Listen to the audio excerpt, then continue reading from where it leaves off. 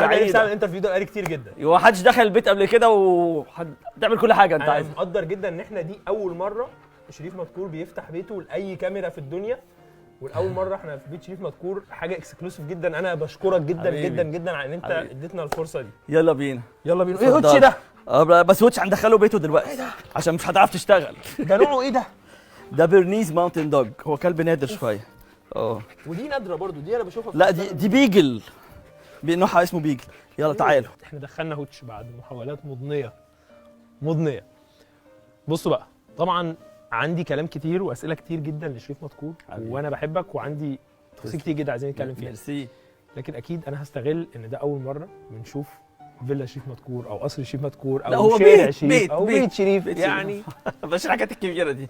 انا شايف انا حابه جدا من بره، ربنا يخليك. شكله مختلف جدا. سيبنا ان هو شكله قمر وحلو كل حاجه، بس مختلف. هنوريه للناس. انا متشوق اعرف ايه اللي جوه.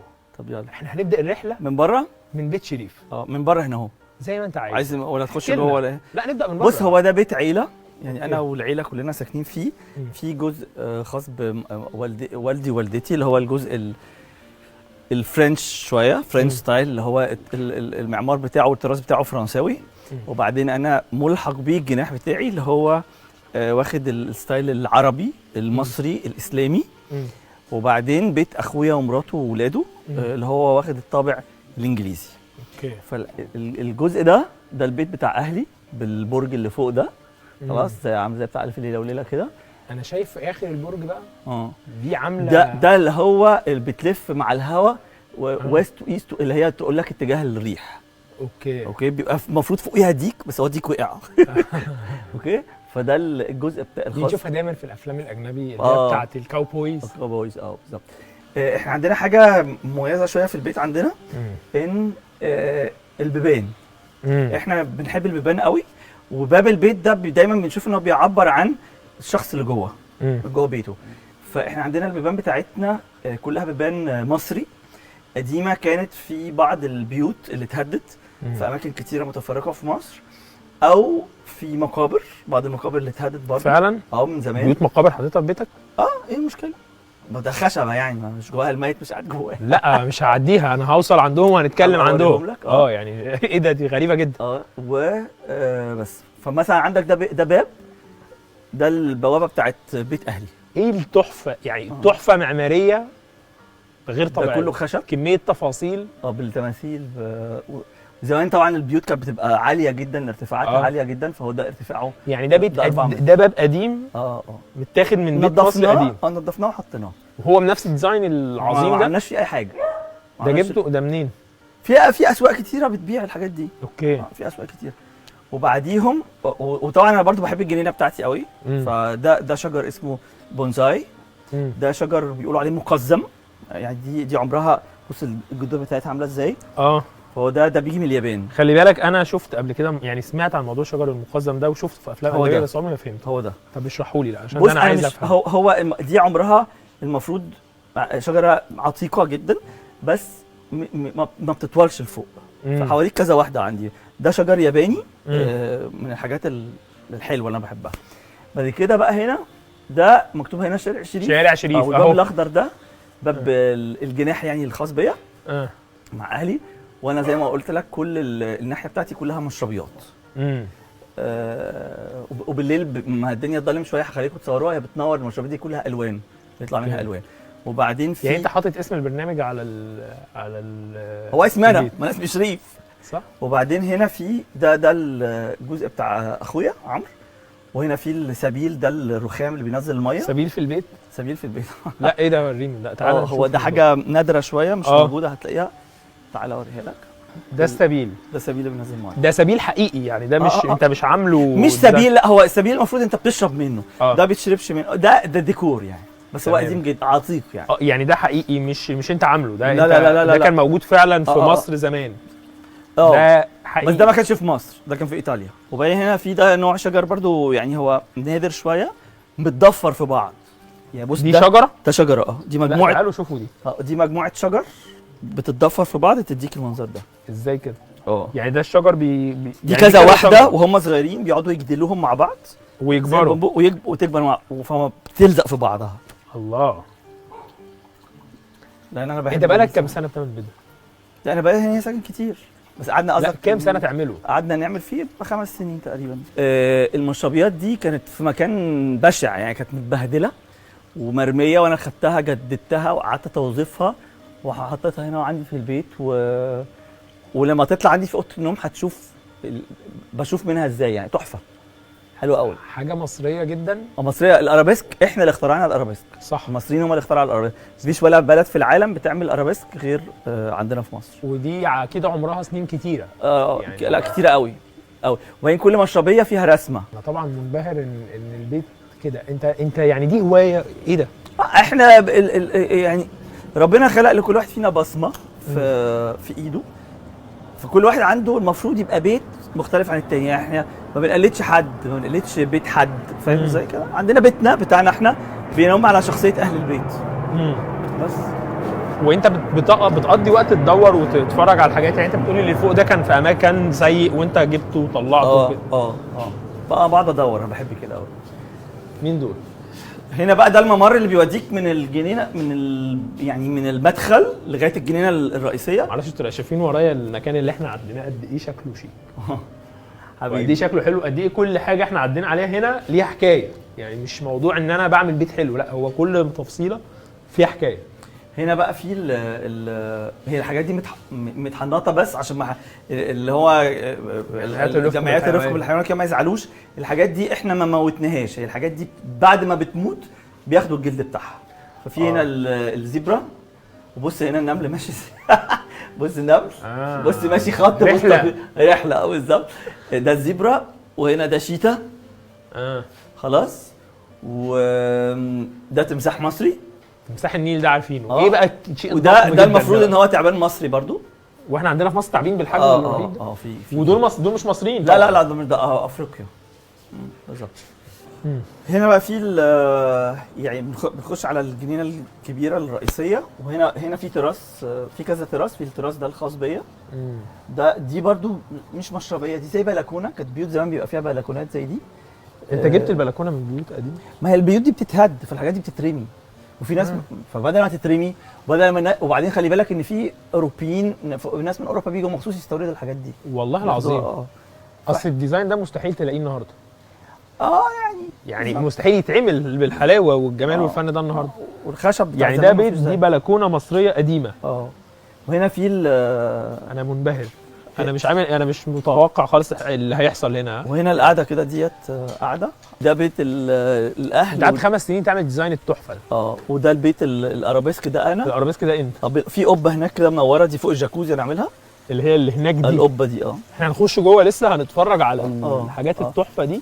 وده بيت اخويا. انت عايش مع عيلتك؟ احنا ما بنطلعش بره البيت، صحابنا مسمين ده النادي. هم يعني احنا عاملينه زي النادي، بنطلعش كل حاجه جوه البيت، ما بنروحش حته. لما حصل حظر تجول والكورونا والكلام ده السنه اللي فاتت، الطيارات بتعدي كويس في سياحه في الغالب. لما حصل حظر تجول وكده ما حسيناش بفرق، ما حسوش بحاجه، لان احنا كده قاعدين في البيت. فاصحابنا بقى يجوا انت اخر مره خرجت امتى؟ لا بص، هو في الحقيقه انا اخر مره خرجت امبارح، اتعشيت في عزومه كده، بس ده يعني انا قليل، يعني بخرج مره في الشهر بالكتير. بتحب قعده البيت والاسره؟ قعده البيت بالظبط، قاعدين بنقعد في الجنينه، نقعد هنا نقعد مع بس انا حقيقي بقى دايما بقى مش قادر افهم ازاي الانسان البيتوتي اللي بيحب البيت ده رافض يتجوز، يعني ازاي الميكس ده حاصل معاك؟ لا بلاش بقى، يعني انا دي كنت مخليها للاخر، يعني مخليها لما نقعد ندردش بقى. طب لما نقعد ندردش، يلا انا اوريك حاجه هتعجبكم قوي. يلا بينا. عندي بحيره سمك كده لطيفه بحيره سمك في البيت؟ ده بحيره سمك؟ سمك لطيف قوي، اسمه كوي النوع ده. اوكي. ده تايلاندي برضه، بيعيش هتلاقيه في تايلاند، بس هي بحيره لطيفه قوي. بس انت يعني مع صوت الميه، مع كده انت واخد بالك الهدوء. انت بتيجي تقعد هنا بقى وقت الاستجمام؟ هي المنطقه دي خاصه باخويا واكتر يعني. بس طبعا ساعات بنيجي نقعد هنا، ولاده بيجوا يقعدوا هنا بقى مع اصحابهم ومش عارف ايه وكده. اوكي. بس انا شاغلني فكره ان كل حاجه فيها مكان مميز، يعني انت مش عامل بيت فخم، لا انت عامل بيت مميز. هو زي ما قلت لك في الاول، البيت بينهم عن شخصيه اصحابه، فما ينفعش بيت حد يبقى زي التاني. يعني انا بستغرب الناس اللي يجيبوا مهندس ديكور يقول له ايه اعمل لنا انت. طب فين انتوا فين ذوقكم؟ صح. يعني زي انا مثلا في برنامجي ما عنديش ستايلست، ولا اقبل ان يبقى عندي ستايلست اصلا ولا حد يلبسني. انا اطلع البس على مزاج انا، مودي النهارده البس اسود، يبقى ما ينفعش الستايلست تقول لي لا هتلبس احمر، لا مش هينفع كده. عشان كده انا ما بمثلش مثلا، فاهم؟ لان لو مثلت هيضطروا هيحطوك في قالب. فانا ما بحبش اتحط في قالب، انا بحب اتحط في القالب بتاعي انا مش بتاع حد تاني. هو كل حاجه في شريف مذكور عارفين اللي بنشوفه على الكادر كل حاجه مميزه، يعني النضاره وما فيهاش ازاز، انا عارف المعلومه دي عشان الناس اخدوا على شكل كده ومنحوته في شكل ولبس مميز مصري. دي عند تريد براند مصري. بتحب انت الحاجات المصريه قوي؟ طبعا، ما حلوه اهي، انت شايفها وحشه؟ حبيبي انا بحب اللبس المصري جدا كمان. هنا كل حاجه برضو كل تفصيله مميزه، يعني حتى شكل الشجر والشجره دي لفته عارف الشجره دي ايه؟ الشجره دي عارف عند البرج القاهره طبعا ما تقولش دي زيها بس طبعا صغيره، نفس النوع صغير يعني. بص شكلها باين عليها انها حاجه يعني مميزه جدا. دولت هيقعدوا يطولوا ويغرزوا في الارض. ودي الشجره دي اسمها باشن فروت، اللي هي بيسموها بالعربي ست الفواكه، وبتطرح نوع فاكهه لطيف جدا، حاجه اسمها باشن فروت ست الفواكه. دي حاجه تقريبا برضو نوع فاكهه. ايوه بس مش مصري اعتقد. لا هي مش منتشره في مصر. وعندنا هنا برضو بص في فوق هنا البابايا. مش عارف اسمها بالعربي ايه البابايا يعني. ده عارفينها. استنى لا دي جديده دي. البابايا. وبعدين فاكر اللي قلت لك ده موز صح؟ ده لا هو مش موز، بس هو شكل الموز، بس هو مش موز. هنا بص البابايا دي لو هزيناها. لا انت بتهرج. وانت اللي بتنقي الشجر ده؟ لا بصراحه الحاجات دي مرات اخويا واخويا هم اللي وقع بابايا. هي ممكن تقع؟ لا لا لا لا لا لا بتهرج صح؟ انتوا عندكم كيك بوكس كمان هنا؟ كيك بوكس بقى. العيال ولاد اخويا بقى بيقعدوا يضربوا بعض. يضربوا كده. بعرف العب كيك بوكس على فكره. الجوانتيات اهي. الجلافز اهي. وهنا دي ساعات العب بيها. وهنا بقى في السلم. بس انت مالكش في كيك بوكس، انت سباحه. انا سباحه. اوكي. سامعين البغبغان؟ كوكو. ده كوكو. ممكن يطلعوا من القفص بس يعني ممكن يعمل مشاكل. كفايه اللي في الاول. خدت بالك انت من حركه السلم ده؟ بص كل سلمه شكل. كل سلمه النايمه القايمه بيسموها اللي هي دي. يعني بص ده غير ده غير ده غير ده غير ده. اوكي. والخشب ده الخشب ده في حاجات كتير عندنا في البيت معموله بالخشب. هوريك دلوقتي برضو حاجات معموله بالخشب. ده خشب بتاع فلنكات بتاع المترو القديم. احنا عاملين بيه حاجات كتيره في البيت. هوريك برضو. وده بتجيبه منين خشب فلنكات؟ بيتباع، كل حاجه بتتباع. وايه اللي خلاك تقرر تحط في بيتك خشب فلنكات المترو يعني؟ ده عشان ده خشب المترو داس عليه لمده 100 سنه وجا عليه ميه ورطوبه وكل حاجه، فخلاص مش هيجرى له حاجه. ده بقى زي الحديد. اتفضل يا استاذ. اهلا وسهلا. منور البيت. احنا كده جوه البيت. انت انا في رحله استكشاف كده. انت جوه البيت.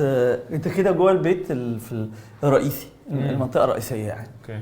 هنا بقى في سلم بيطلع على فوق على اوض النوم وغرفه المعيشه. وهنا بقى في مقتنيات ممكن نقول عليها. يعني حاجات انت برضو مجمعها بايدك. بص انا واهلي، وكل حاجه هنا ليها قصه وليها حكايه. انت عايز نشرح لك الحاجات كلها؟ هتاخد وقت كتير قوي. لا مش كلها يعني مثلا على سبيل المثال عندك على السلم اللوحتين دولت لفنان قديم جدا سنه 1917 كان اسمه شمشديان. يعني حد مهم قوي. ولوحاته ليها قيمه. هنا في المكتب ده بالكراسي هحكي لك قصتهم. هنا في القطعه برضو دي قطعه يعني فخمه كده بهيو زي بوفيه صغير. بالظبط. اوكي ماشي. وبعدين هنا في الصالون ده خاص اكتر بوالدتي واصحابها. الستايل بتاعه الفرنساوي كما قال الكتاب. كل القطع اللي فيه في حاجات من جهاز امي وفي حاجات اغلبيته محتفظين بيها لسه. طبعا اغلبيته جهاز امي اصلا. اللي كان في بيتنا القديم وما جينا عزينا هنا زودنا بعض الاشياء. وهو طبعا من اكتر الحاجات المهمه اللي في السجاده دي. هي ضخمه جدا. دي هي مش سجاده، هي اسمها تبسري. هي معلقات، هي معلقه.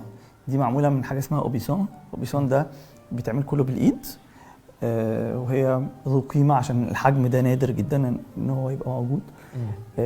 السقف هنا ده كله مرسوم بالايد طبعا. انا حاسس ان انا دخلت فيلم انجليزي قديم فرنساوي او فرنساوي قديم. عشان الانجليزي بيبقى غير كده شويه. الانجليزي حاجات بني كتيره، بس تحس انك في عصر تاني. يعني احنا عايشين في عصر، ركبت آلة زمن. احنا عايشين في عصر تاني اصلا. الكرسيين دول ودي الترابيزه دي بتاع الصالون اللي كان في بيت جدتي الله يرحمها. خلاص. وبعدين تعالى كده هنا، يعني مش متخيل ان انا عايش بتقعدوا هنا تعملوا قعدات كده. يعني تعالى. تحس ان تحفه كده. تعالى اقعد، تعالى اوكي استريح اهو. حاسس بايه؟ انت هنا في الصالون. حاسس ان انا رجعت 60 سنه او 70 سنه في بيت اثري مش في مصر. بس والقعده مريحه على فكره جدا. بس في ايه يا سيدي؟ بس انتوا اسره جميله يا شريف، يعني الاسره كلها عندها الروح، مش انت يعني. انت يعني تحس ان الاسره كلها فنيه. كنت لسه بتوريني مرات اخوك قاعده بترسم. ابن اخوك الصغير ده اللي كنا نفسنا بيعزف درامز، وكبير بيعزف على الساكس. عيله فنيه من الطراز الرفيع. هنا بقى في الحاجات اللي هي الفضه دي من كل بلاد الدنيا. دي من ايران، دي من الهند، دولت من الهند، دي فرنساوي. يعني كل حاجه من حته. والرسم اللي في السقف ده رسم معمول. لا عايز احكي لك بقى على حاجه. حسب اصورك البتاع ده بقى الطقم ده احنا حاطينه هنا، وده طقم تحس ان هو طالع من والت ديزني. طيب بص بقى، ده طقم ايه؟ ده حافظ الاسد بعته لامي في جهازها لما اتجوزت لهديه الفرح، وعليه هنا العلم بتاع سوريا. اوكي. ده كله حاجه اسمها فضه شفتتي.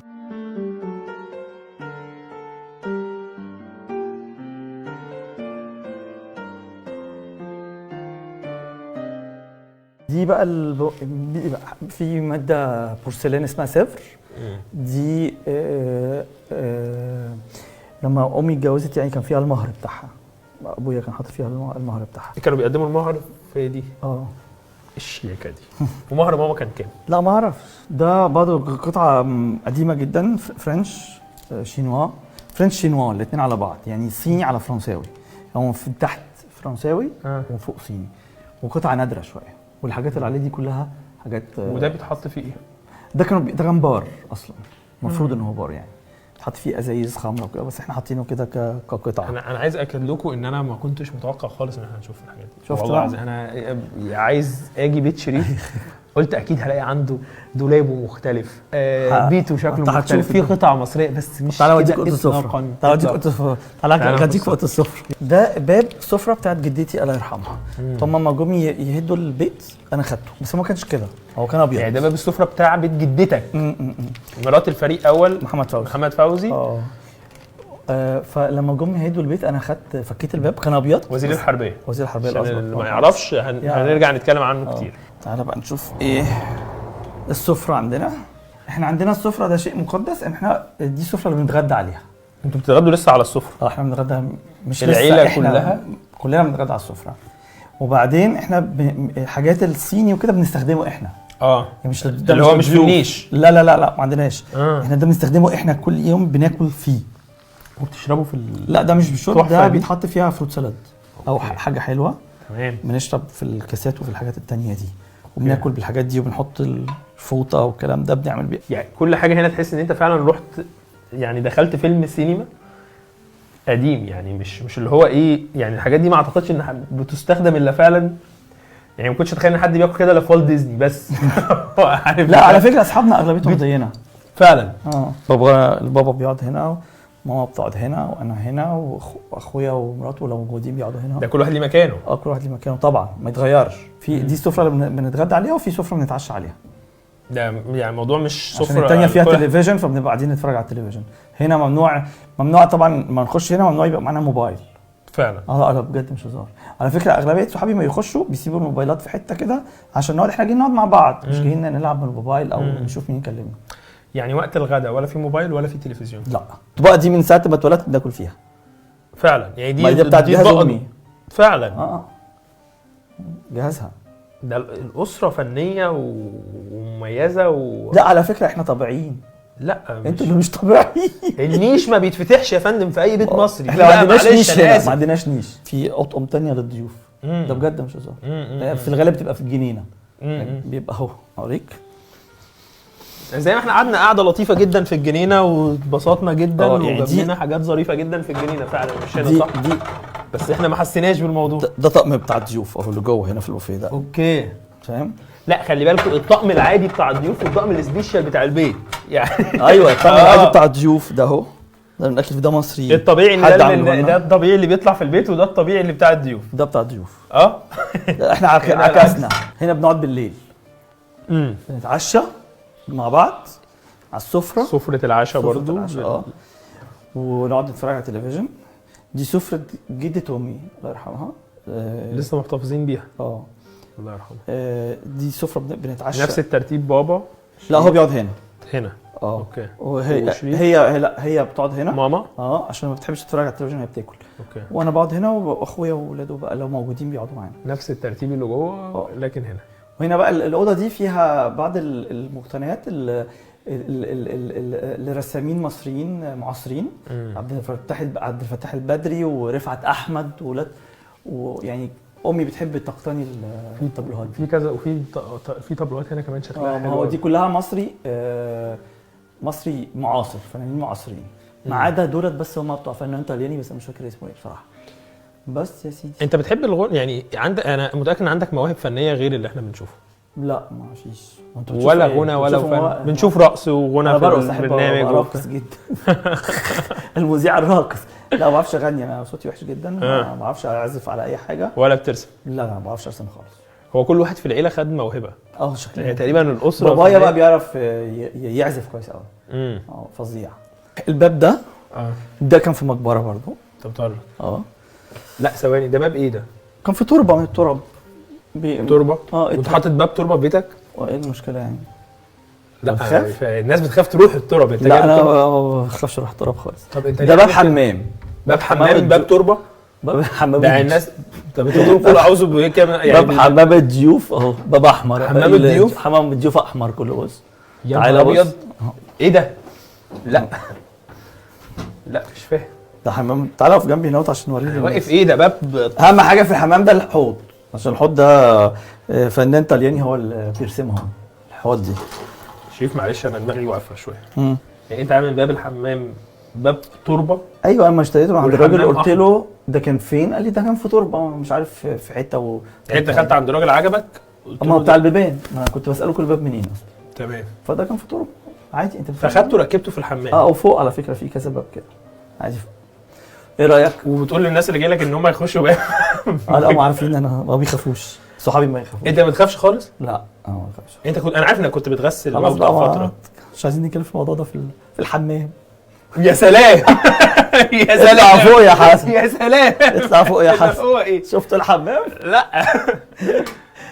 يعني انت طب معلش اشرح لي ايه انت ليه كنت بتغسل الموتى بقى؟ لا ما الموضوع ده اصلا قتلناه بحثا. انت النهارده عمال تعمل كلها حاجات جديده. ماشي خلينا في ليه جبت باب تربه حطيته في البيت؟ والله ما عجبني يعني ما خفتش. انا بعد ما اشتريت بعد ما نقيته قال لي ده كان في تربه فعادي. قلت له طب هي في 2 فوق تاني كده. وخطرت الحمام فوق برضه اللي هو كل الناس بتخش يا رب استر علينا. احنا عامله باب تربه. انا هعمل الانترو بتاعتي من عند الباب ده. اعمل بقى بعد التربه. ده بقى باب وقال لي مش عايز اتكلم عشان الحمام. شفتوا الخوف اللي جواه؟ ده باب هندي بس احنا بنعلقهم على الحيطه كده بالفيله بتاعته. كنت انا اشتريتهم من الهند سنه 92 الحاجات دي ما رحت اول زياره.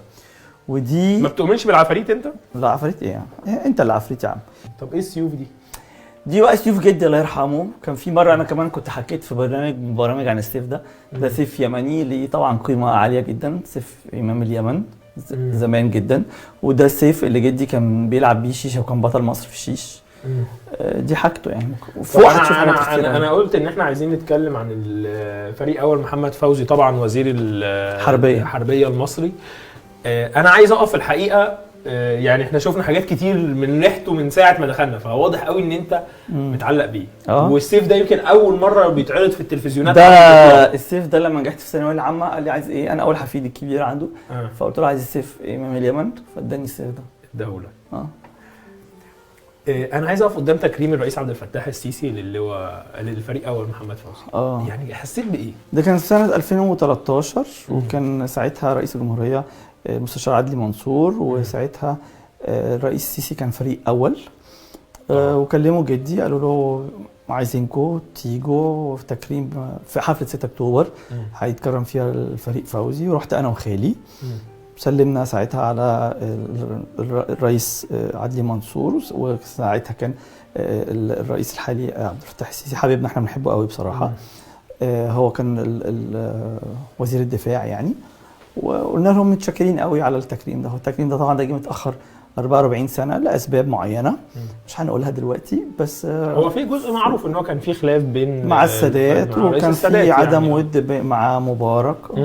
بس انا علاقتي في الحقيقه باسره السادات علاقه قويه جدا فعلا، بحرمه وبولاده فعلا. بنسال على بعض هم اتصالحوا في مرحله، اتصالحوا في مرحله يعني اتصالحوا بعد ما خرج من السجن. سجن سنتين بالظبط. طيب يعني انا طبعا عرفت منك كتير عن الفريق فوزي من البرامج اللي انت اتكلمت فيها قبل كده، وانا طبعا يعني كنت مهتم ان انا اسمع عنه، بس عايزك انت اللي تعرف الناس اكتر بيه. ليه ما يعرفش؟ هو انت عارف ان في الفريق طبعا الفريق اول محمد فوزي وزير الحربيه الاسبق ماسك الجيش المصري بعد نكسه 67، وهو اللي بنى الجيش كله، وهو اللي اتحطت في فترته. هو اللي بنى الجيش اللي كسب اللي انتصر في حرب اكتوبر يعني اخذ الجيش في فتره ما كانش صعبه جدا. ما كانش فيه جيش بالظبط، هو ما استلم، ما كانش فيه ده بجد. وجاب الاسلحه من روسيا واتعمل خطه جرانيت واغلبيه الحاجات اللي اتنفذت في حرب اكتوبر المجيده كانت اتعملت ايامه، او اتقالت الخطه دي ايامه. على سبيل المثال يعني اقتحام خط بارليف والساتر الترابي ده معموله سنه 69، الخطه مكتوبه سنه 69 اللي كان عاملها المهندس الله يرحمه باقي زكي، اللي معمول نفق على اسمه في الشارع 90. ده كان في عهد الفريق فوزي. ايلات بقى وتدمير ايلات وكل ده كان في عهد الفريق فوزي. طبعا معركه راس العش حصلت في بدايه ما الفريق فوزي مسك. انجازات كتيره عايزه حلقات يعني. الله يرحمه. اللوحه بس دي عايز اتكلم عليها، دي خاصه بفنان مصري قديم، هو مات من 20 سنه تقريبا، اسمه رؤوف. كان كل شغله كباب بس ما بيرسمش حاجه غير الكباب. وجنبيه لو تلاحظ الحاجتين الارابيسك دول على شكل قبب برضو. يعني دي شكلها عبقري. مين اللوحه دي؟ دي فظيعه، من اهم الحاجات عندي في البيت. لا ده انت ده في اولى جامعه. لا معلش ده اكسكلوسيف.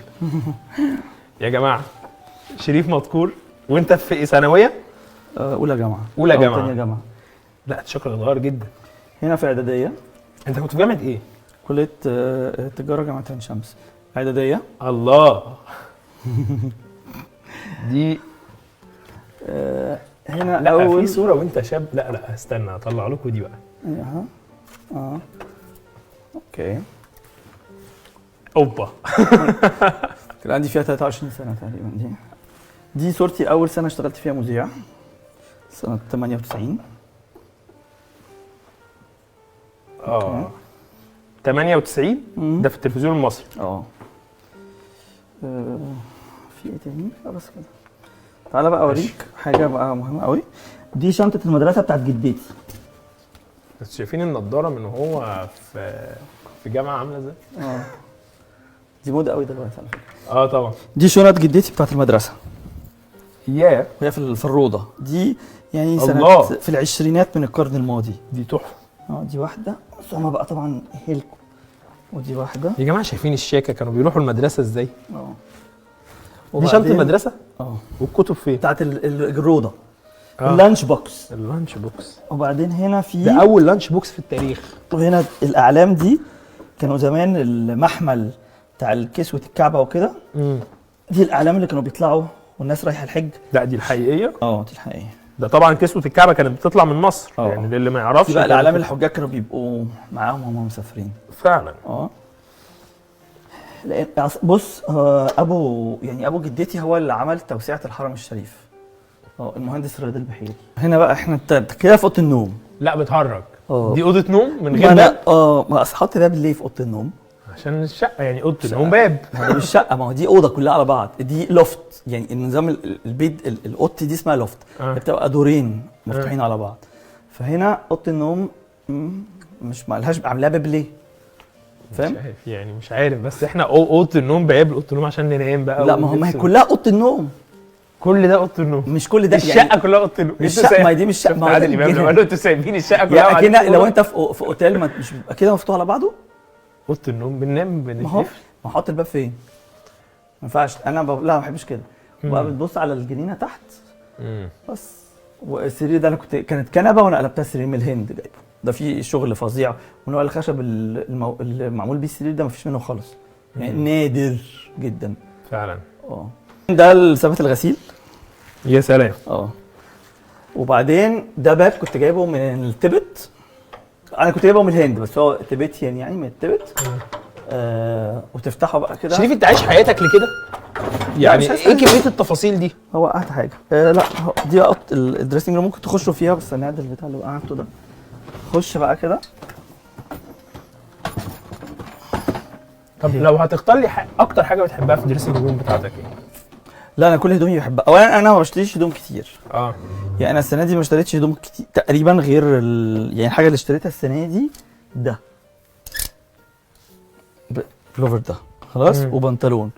بس كل الهدوم دي قديمه. انا نادرا اكتر حاجه بحبها القميص ده كنت جايبه من باريس سنه 94. بص برضو سنه 94. ده من ماركه كده اسمها لو جراج، بس هي قفلت في الغالب. انا بموت فيه. طب اشمعنى ده اكتر حاجه بحبه؟ لا تفاصيله انا قوي. بس انا قليل انا ما بلبسش هدوم كتير، وقليل قوي في الشراء. والهدوم اللي بجيبها بقى هنا في الحاجات القمصان، وهنا في البلوفرات. انا بحب اعلق البلوفرات والسويت شيرتس والجينزات بتاعتي. انا ما بلبسش غير جينز تقريبا. وهنا في البيضه دي ما بجيش جنبها لان ما بلبسهاش. ما بتلبسش بيضه؟ لا شويه الجاكيتات دي بحب البسها. هنا في البوكسرز، وهنا في البيجامات. تمام. بس كده.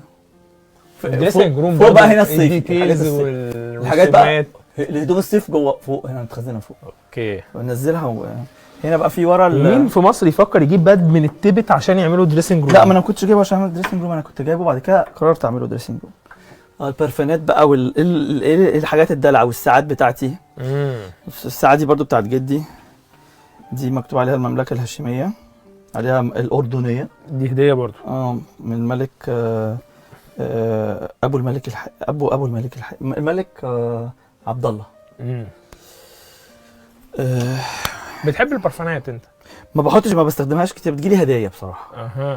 باين يعني في سيتس وحاجات. بحب بقى الايه هنا بقى كل دي ديزاينرز مصريين بيبعتوا لي، بيجيبوا لي هدايا المنتجات بتاعتهم. يعني هنا بكيزه عندك وفي كذا حد.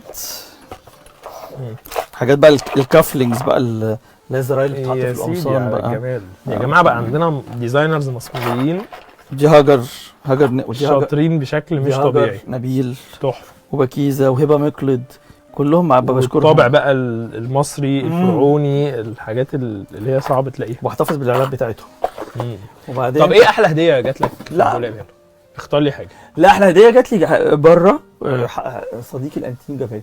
انت بتقول لي من اكتر الحاجات اللي بحبها، بحب القميص ده قوي. ده عامله لي محمد سامي. ده مصري، سامي ديزاين. انا بحب القميص ده قوي. تحفه. من اكتر الحاجات اللي بحب البسها كمان. الخامه بتاعته مصري، كله مصري في مصري. بحب يعني الحاجات المصري. طبعا الديزاينرز المصري بيعملوا لي حاجات تجنن. دي برضو ده برضو مصري. معمول. هو هنا بقى ده الحمام. وفي بقى هنا اللي احنا شفناها من بره اللي هو الجاكوزي بقى. بص هنا الاول هنا في تواليت. ده مقفول الحمد لله. ده بس عمري في حياتي ما قفلته. ما هقفله ليه؟ ما فيش حد خلاص. هنا ده وايه البنات الحلوين اللي في مش عارف هتصوروهم ولا هتقطعوهم عندكم عادي الحاجات دي. هنا في الحوض ده انا بحبه قوي. ده معمول من حجر نادر جدا. ده حجر. والمرايه دي برضو مصري. معموله كلها بالصدف. والرخام ده اللي تحتيه النور اللي ده الاباستر. هنا بقى جوه خش انت. ده الجاكوزي. بس انا للاسف النهارده مفضيه بيعملوا فيه صيانه. ده السبا. ده السبا عشان ولا بقى نخرج ولا بس بص بقى الصبح القبه دي بتدخل وليد انسي الفنان العبقري بيعمل ازاز، بشكره عليها وعاملها لي. لا معلش بقى انا عايزكم تبصوا التفصيله، ده دش ده. بصوا الدش جاي من القبه، هتحس ان المايه نازله لك من السماء. ايوه كان حضرتك قاعد هنا في الجاكوزي والمايه بقى نازله لك من السماء كده من القبه، والشمس ضاربه من فوق. فظيعه. ايه المزاج ده؟ ده مين اللي عمل الاختراع العبقري ده؟ انا اقسم بالله. انا قبل ما بروح الشغل اجي اقعد هنا في البتاع ده. الناس بقى انا بيفتكروني ان انا ايه عشان ببقى برقص ومهايبر، فالناس فاكرين انا بتعاطى حاجه. انا ما بتعاطاش. انت بتعمل دماغ هنا. انا عايش بمزاجي فهمت. ده السر.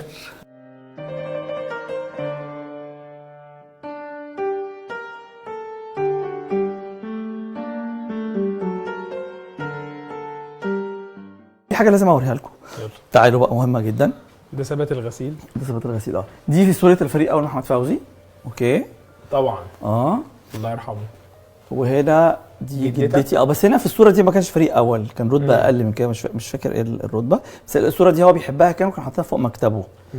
وبعدين ده البوت بتاعه اللي حارب بيه في الحرب العالميه. الحرب العالميه الثانيه. اوكي. ده هو ده اثري. طبعا. ايه اكتر حاجه بتفتكرها له؟ يعني ايه الكلمه اللي معلقه؟ لان انا عارف ان انت كنت بتعلق بيه. لا ضحكته، ما كان بيضحك. انت قلت اول مره ضحك بعد ما خرج من السجن. اول مره الناس شافوه يبتسم كان لما هو شايلني وهو في السجن. بس لا يعني كل حاجه بنفتكرها له. ايه اكتر حاجه علمها لك طيب؟ لا الالتزام والانضباط. احنا منضبطين زياده عن اللزوم في البيت.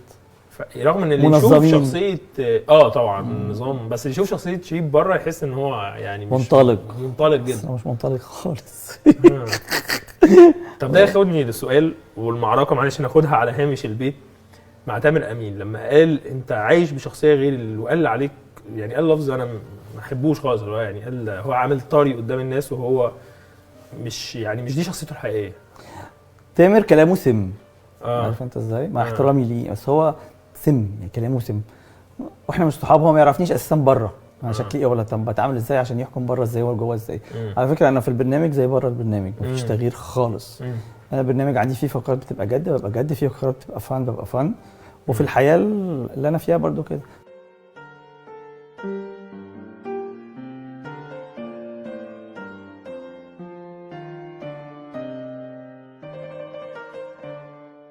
طيب احنا متشكرين على الجوله العظيمه دي حبيبي. انا كنت متوقع ان هنلاقي حاجه مختلفه بس مش كده، بس طبعا مش هينفع نبقى معاكم، وعندنا بقى اسئله كتير، حاجات ليها علاقه بالبيت وحاجات اكيد ليها علاقه كمان بشريف مدكور، لان انت عندك تفاصيل كتير جدا في حياتك. وبعد ده هنعمل تحدي البسين اللي احنا قلنا عليه في الحلقه. عايز حمام سباحه. حاضر. العصفوره قالت لنا انك بتغيب كده، تختفي شويه عن اصحابك ومش عارف ايه وبتاع، يرجعوا كنت فين، يعرفوا ان انت على طول كنت بتجيب حاجه تحطها في البيت.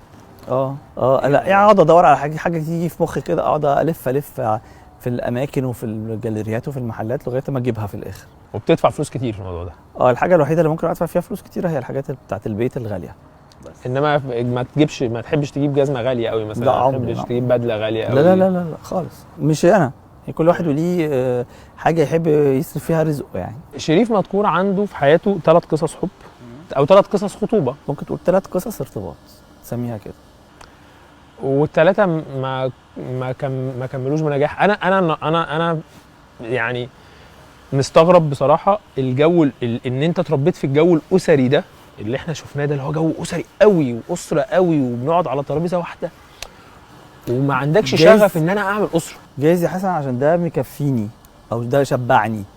شفتك وانت بتتكلم برضو عن انك ما تحب، يعني بتتضايق لو بنت اتحرشت بيك لانك متربي على الاخلاق اللي هي لازم ما فيش حاجه غلط. مين البنت اللي خلت شريف مدكور يضعف ويبوسها؟ لا ما فيش.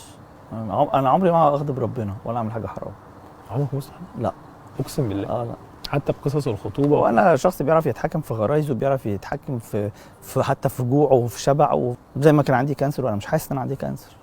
انا بعرف اتحكم في كل حاجه في جسمي. انت يوم ما جالك الكانسر طلعت على الهواء. سجلت 4 حلقات يوميها ورجعت البيت هنا عادي بالليل جدا، وهم كانوا هاديين جدا هنا في البيت وانا هادي جدا. هنعمل عمليه امتى؟ طب استنوا اسجل حلقات رمضان، طب ايه كذا كذا كذا كذا. موضوع كأنه دور برد. ما كنتش خايف ولا قلقان ولا لا ايه؟ انا عمري ما خفت من حاجه الحمد لله. ايه اكتر مكالمه يعني حبيتها في او شجعتك في وقت التعب؟ لا أو أكتر في حد كذا قالك. مكالمه، في مكالمه من اسره الزعيم الراحل الأم محمد انور السادات. حاجه بالنسبه لي كانتش متوقعه. دي بالنسبه لي فرحتني قوي. حرمه وبناته. مكالمه الكينج محمد منير طبعا هي دي شجعتني جدا. لا في قال لك ايه؟ كانت اول مكالمه مره اكلمك؟ ما اعرفوش. جميل منير قوي. فانا بقول له مين؟ لقيت رقم حلو كده. قال لي انا محمد منير. قلت له محمد منير مين؟ قال لي انا المطرب محمد. قلت له كينج يا شريف بلا بلا بلا. دي كانت حاجه فرحتني جدا. طبعا مكالمه وزيره الصحه. طبعا الحمد لله على السلامه، وكان تعبان ولسه الحمد لله راجع بألف سلامه، وكان معانا في التلفزيون اليوم لسه بقى من ايام. طبعا وزيره الصحه مكالمتها وزيارتها ليا في الحقيقه استاذه معالي الوزيره هاله زايد، ببعت لها الف سلامه وتحيه. انا انت جالك مرضين صعبين ورا بعض يا شريف، يعني جالك الاول الكانسر وبعدين جالك فيروس في الدم MCV. يعني حسيت بايه في الوقت؟ الفيروس بتاع الدم كان اوحش، كان اصعب، لان الكانسر ما كنتش حاسس بحاجه. الكانسر يعني بعد الشر عليك وعلى الناس كلها انت ما بتحسش بوجع. الفيروس الثاني كان لا حرارتي 39 شهر. لا فده كان قاتل. بس انا كنت بتناقش معاك بقول لك انا حاسس ان دي كانت منحه ليك، لناس كتير قوي حبتك، ناس كتير جدا بتحبك من زمان، ليك جمهور عريض كبير جدا، لكن كمان في ناس تعرفت اكتر على شريف مدكور في الوقت ده في رايي. انا مش من نوعيه الناس او مش من نوعيه المشاهير بما ان بيتقال عليا مشهور اللي بقعد استنى مين هيكرهني ومين هيحبني.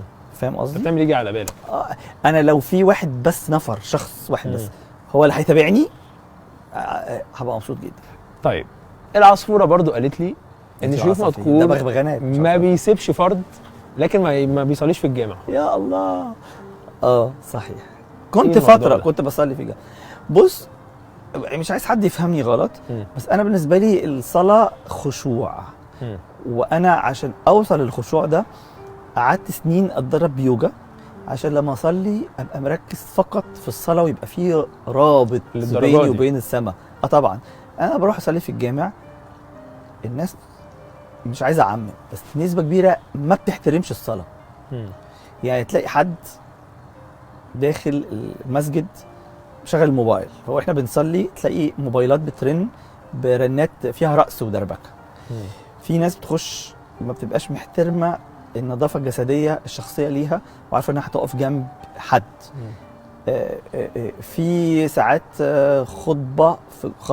خطب بتتقال فيها كلام مش صح. فللاسف. ايه الموقف اللي حصل لك وحسيت ان ربنا كان واقف معايا قوي في الموقف ده؟ ما تنسى. لا هو ربنا ده واقف معايا على طول.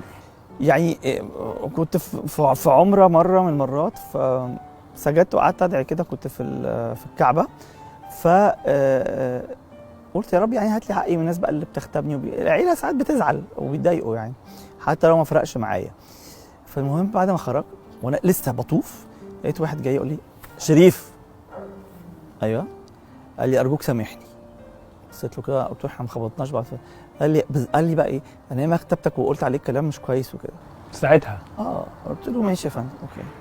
اي سامحتني وجامد. يا ده ربنا انقذه ده. ده ربنا انقذه. قلت له يا فندم راح بهيتني وماشي. شفت بقى كده. فعشان كده بقول لك ربنا بيجيب لي حقي في الدنيا وفي الاخره. ايه الحلم اللي عند شريف مدكور اللي جاي؟ يعني شريف بتحلم بيه؟ كلها احلام خاصه بالبلد.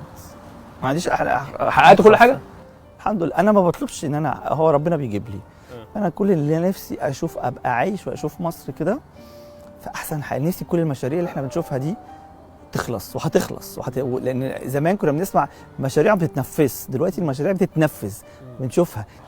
احنا اتبسطنا جدا جدا ومبسوطين احنا اتعرفنا على جانب جديد من شريف غير الحاجات اللي كنا كلنا شفناها قبل كده في اي مكان.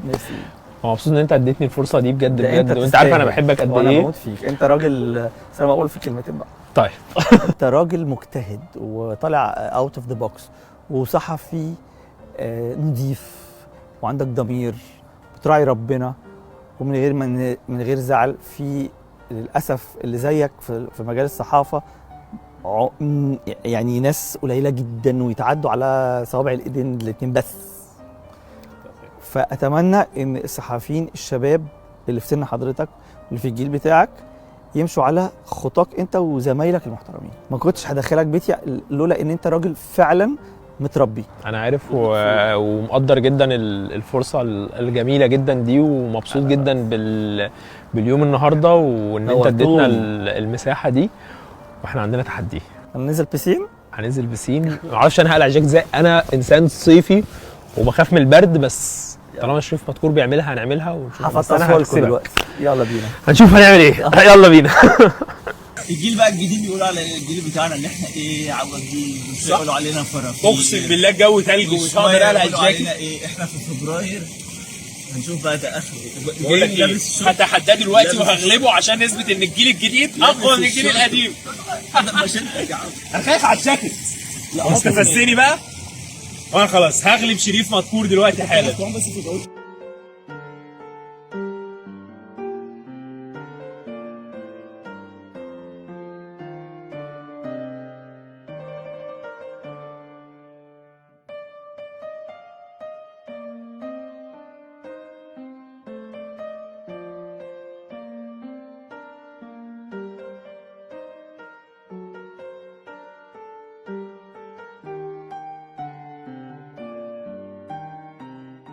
اعترف بالنتيجة. اعترف بالنتيجة. خلاص تحت الصوت كده. واعمل رقم. دول اسقع من المسكين. يا لهوي. يقوم في الشتاء بالليل يا مفتري. يا مفتري. دول اسقع من المسكين والله. طبعا فرحانين فيا. عموما احنا انتصرنا جدا النهارده. يعني مش هتنسى انا هبقى لاعب. الجديد برضه. السلام عليكم. ان شاء الله المره الجايه هتكون نورتوا يا تلفزيون اليوم التالي. انا خلصت عليك. خلاص؟ بس هو بيفضل واحد صح؟ هو بيفضل الاسبوع ده مأثر سنتين ثلاثه. كل صوابع رجليا وايديا مش فاضيه. عشان كده انت غلطت. صح انا موافق وبسطنا جدا يا شريف، وان شاء الله نجيلك تاني في حاجات تانيه كتير. نورتوني. باي باي باي باي.